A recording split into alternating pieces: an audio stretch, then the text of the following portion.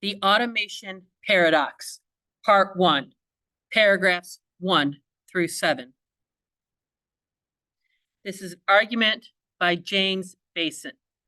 The author's views on automation may be different than you expected. Automation isn't just for blue-collar workers anymore. Computers are taking over tasks performed by professional workers, raising fears of massive unemployment. Some people, such as the MIT professor Eric Brongvason and Andrew Metcalfe, identify automation as a cause of the slow recovery from the Great Recession and the hollowing out of the middle class.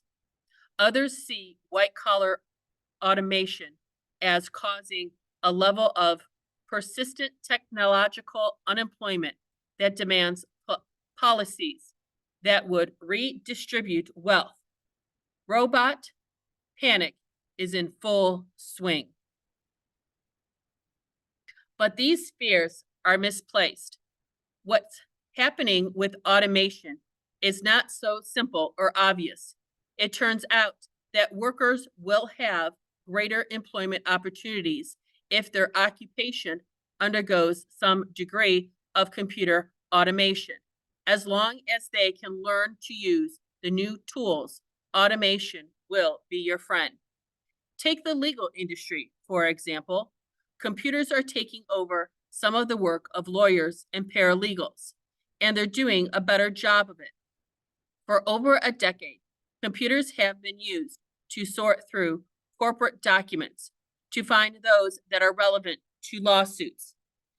This process, called discovery, is the profession can run up millions of dollars in legal bills, but electronic method can erase the vast majority of those costs.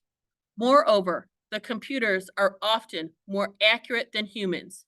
In one study, software correctly found 95% of the relative documents, while a human identified only 51%. But perhaps surprisingly, electronic discovery software has not thrown paralegals and lawyers into unemployment lines. In fact, employment for paralegals and lawyers has grown robustly, while electronic discovery software has become a billion-dollar business since the late 1900s. Jobs for paralegals and legal support workers actually grew faster than the labor force as a whole, adding over 50,000 jobs since 2000, according to data from the U.S. Census Bureau. The number of lawyers increased by 250,000.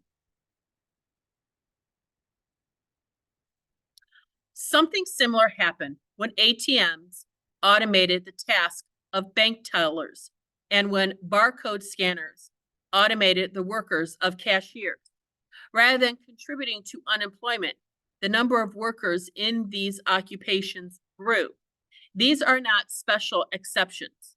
On an average, since 1980, occupations with above average computer use have grown steadily faster, about 0.9% per year, as shown in this chart. How can this be? It might seem a sure thing that automating a task will reduce employment in an occupation, but that logic ignores some basic economics. Automation reduces the cost of a product or service, and lower price tend to attract more customers. Software made it cheaper and faster to travel through legal documents, so law firms search more documents and judges allow more and more expansive discovery requests. Likewise, ATMs made it cheaper to operate bank branches, so banks dramatically increased the number of offices. So when demand increases enough to respond to a lower price, employment goes up with automation, not down. And this is what has been happening with computer automation overall during the last 3 decades.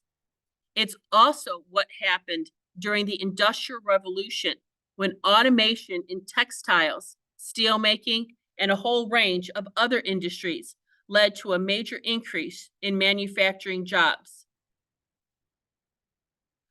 But all of the news about computer automation is good.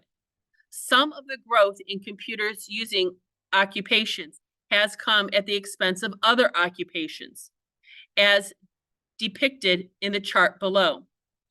Desktop publishing systems have meant fewer jobs for typographers. A graphic designer took over their work.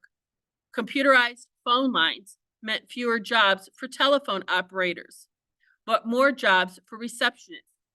These aren't examples of computers stealing jobs. They are the case where computers helped some workers take work from others.